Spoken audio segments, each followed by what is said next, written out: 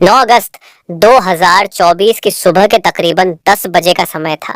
कोलकाता के RG Kar medical college hospital से एक फोन कॉल आया। फोन कॉल उठाने वाले व्यक्ति की आवाज में घबराहट साफ झलक रही थी। फोन के दूसरी तरफ से आवाज आई, क्या आप लेडी डॉक्टर के पिताजी बात कर रहे हैं? तब उन्होंने हाँ में जवाब दिया। इसके बाद सामने वाले की बात सुनकर उस पिता के पैरों तले से जमीन खिसक गई। उसने कहा, जितनी जल्दी हो सके आप अस्पताल पहुंच, आपकी बेटी की तबीयत बहुत ज्यादा खराब है। पिता को इस खबर पर यकीन नहीं हुआ। उनकी बेटी जो एक समर्पित डॉक्टर थी, रात में बिल्कुल ठीक थी। अचानक से उसे ऐसा क्या हो गया?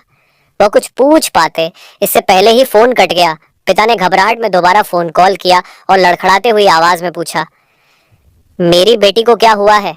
उधर से जवाब मिला, साहब, आपकी बेटी ने अपनी जीवन लीला समाप्त कर ली है।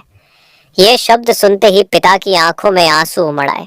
उनकी बेटी जो हमेशा मुस्कुराती रहती थी, जिसने हर दिन न जाने कितने मरीजों को नया जीवन दिया, वह अब इस दुनिया में नहीं रही। बेटी की खबर सुनते ही माँ भी फूट फूट कर रोने लगी। वह टूट चुके थे, लेकिन अब बिना देरी किए दोनों अस्पताल की ओर रवाना हुए। लेकिन उन्हें नहीं पता था कि जब तक वे अस्पताल पहुंचेंगे, ये खबर पूरे शहर में आग की तरह फैल चुकी होगी। अस्पताल के बाहर भीड़ का जमावड़ा शुरू हो चुका था। हर कोई हैरान था, गुस्से में था। ऐसा कैसे हो सकता है? वह कौन था जिसने इस निर्दोष डॉक्टर की जान ली? और सबसे बड़ी बात क्यों? इस बीच ना केवल डॉक्टर और नर्स बल्कि आम जनता भी सड़कों पर उतर आई।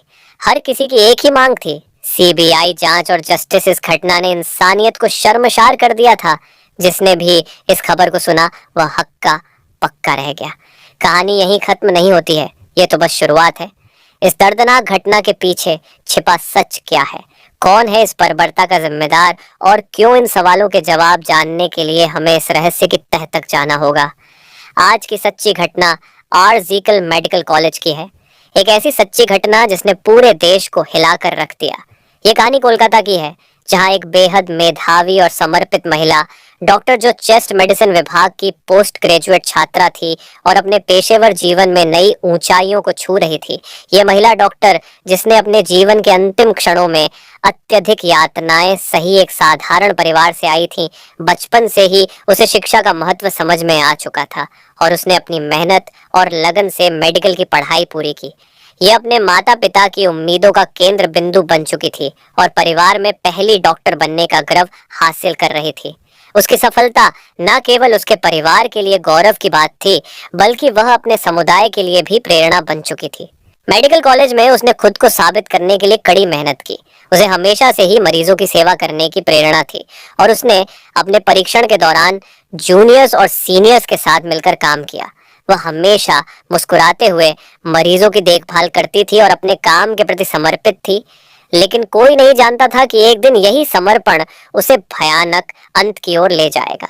2024 8 अगस्त की रात को लगभग 11 बजे उसे उसकी माँ का फोन कॉल आया। माँ ने हर रोज की तरह अपनी बेटी की खैर खबर ली। डॉक्टर ने फिर मुस्कुराते हुए जवाब दिया, माँ, मैं ठीक हूँ। उस समय वह मरीजों को देखने जा रही थी। यह उनका आखिरी संवाद था। माँ को यह संतोष था कि उनकी बेटी अपने काम में व्यस्त है और सुरक्षित है, लेकिन नियति कुछ और ही खेल खेल रही थी। रात 12 बजे के आसपास, जब सभी लोग अपनी थकान मिटाने के लिए सोने की तैयारी कर रहे थे, डॉक्टर अपने 2 जूनियर सहयोगियों के साथ बैठकर हंसी मजाक के बीच खाना खाया। खाना खाने के बाद उन्होंने कहा कि वे काफी थकी हुई हैं और अब सोने के लिए चौथी मंजिल जिल पर स्थित सेमिनार हॉल में जा रही है। किसी ने सोचा भी नहीं था कि वह आखिरी बार होगा जब वह किसी के साथ मुस्कुराते हुए देखी गई। 9 अगस्त की सुबह जब उसके पिता को वह भयानक फोन कॉल आया, तो उन्होंने इस बात की जानकारी अपनी पत्नी को दी और दोनों ही घबराए हुए अस्पताल की ओर भागे। और जब वे अस्पताल पहुंचे तो वहां का दृश्य किसी नाइटमेयर से कम नहीं था। अस्पताल के गलियारों में अफरा तफरी का माहौल था। डॉक्टर का शरीर अर्धनग्न अवस्था में खून से लथपथ और जख्मों से भरा पड़ा था। डॉक्टर के शरीर पर जगह जगह चोट के निशान पाए गए और उनकी गर्दन की हड्डी टूटी हुई थी। आंखों, मुंह और निजी अंगों से खून बह रहा था। ये कोई साधारण मौत नहीं थी, बल्कि बर्बरता की सारी हदें पार की जा चुकी थी। बेटी की हालत को देखकर पिता और माँ दोनों टूट जाते हैं और अब कहने सुनने को कोई शब्द ही नहीं बचता। इस भयानक घटना की खबर ने पूरे अस्पताल के सभी डॉक्टरों, नर्सों और कर्मचारियों को हिलाकर रख दिया।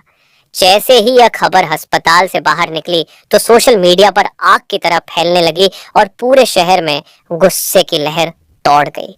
अस्पताल के बाहर लोगों का जमावड़ा होना शुरू हो गया। डॉक्टरों और नर्सों ने धरना प्रदर्शन शुरू कर दिया। लोगों की बस एक ही मांग थी, न्याय दोषियों को सख्त से सख्त सजा देना। बढ़ते दबाव के चलते इस मामले की जांच बहुत तेजी से शुरू हुई। जांच अधिकारियों ने मामले की जांच शुरू की, लेकिन शुरुआत में अस्पताल प्रशासन ने इसे एक हत्या के रूप में पेश करने की कोशिश की थी।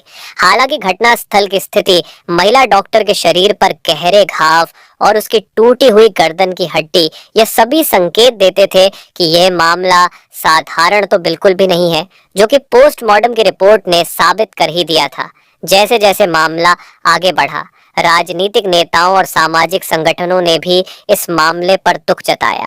ये घटना केवल एक परिवार का दर्द नहीं, बल्कि पूरे समाज का सवाल बन गई थी। ममता बनर्जी की सरकार भी इस मामले को लेकर दबाव में आ गई थी। खैर, जांच के दौरान सेमिनार हॉल के पास के सीसीटीवी फुटेज खंगाले गए। इसमें कुछ संदिग्ध गतिविधियां देखी गई। जांच के दौरान संजय राय नामक एक व्यक्ति सामने आया, जो पुलिस कल्याण बोर्ड में सहायक के रूप में कार्य करता था। वह अक्सर अस्पताल में आता जाता था और उसे संदेह की निगाहों से अब देखा जाने लगा। उसी जांच के दौरान पुलिस को सेमिनार हॉल के पास एक ब्लूटूथ डिवाइस मिला। पुलिस ने जब उसका ब्लूटूथ डिवाइस चेक किया, जो कि बुरी हालत में टूटा हुआ था, यह डिवाइस संजय राय का निकला। फिर उसे तुरंत हिरासत में लिया गया। अब संजय राय का इतिहास और उसकी गतिविधियां किसी से छिपी नहीं हुई थी। उसने कई शादियां की थी और हर बार जब उसका मन भर जाता था तो अपनी पत्नी को छोड़ देता था।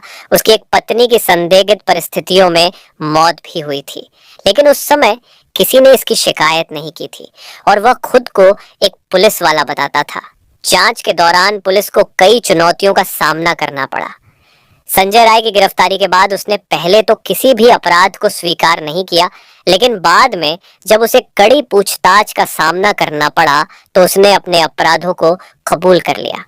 8 अगस्त की रात संजय राय ने शराब के नशे में धुत होकर उस महिला डॉक्टर पर हमला किया।